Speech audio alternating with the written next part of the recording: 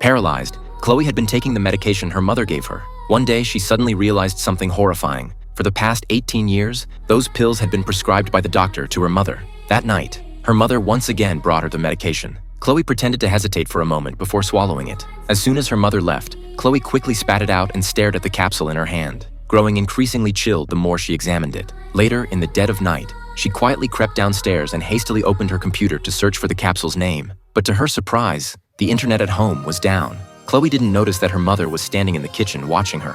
To avoid raising suspicion, her mother pretended to call the internet provider, claiming the house had no connection and that the repair would be done by the end of the month. It was only at that moment that Chloe suddenly realized her only means of communication with the outside world was the internet and her mother. Without those, she had no way to contact anyone. Fortunately, there was a landline in her mother's bedroom.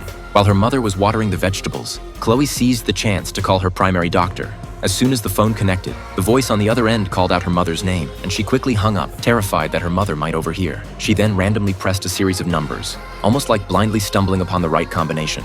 To her astonishment, the call went through. Trying to avoid her mother suddenly appearing, Chloe listened to the phone call while keeping an eye on the window. But to her shock, her mother had vanished from the vegetable patch. Chloe suddenly felt a wave of panic. Desperate, Chloe pleaded with the person on the other end of the line, asking for help. The person agreed to help. However, the answer she received was shocking.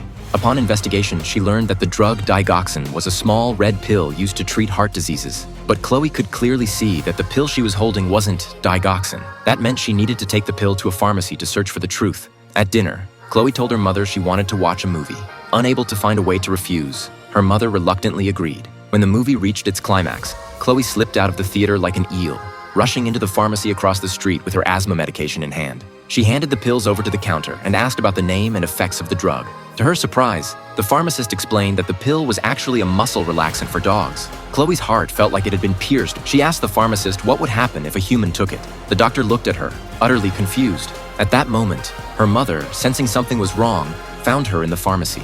Chloe continued to press for answers. The doctor warned her that in the future, she could face leg paralysis or even permanent immobility. She never imagined her mother would do this to her. Her emotions spiraled out of control, and her asthma worsened dramatically.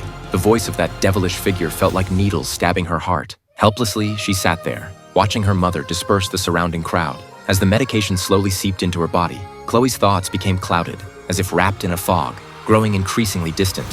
Her mother, aware of the urgency, quickly drove Chloe back to the bedroom, but such actions were far from enough to deal with the consequences. Once Chloe regained consciousness, she would have no way to explain the actions she had taken.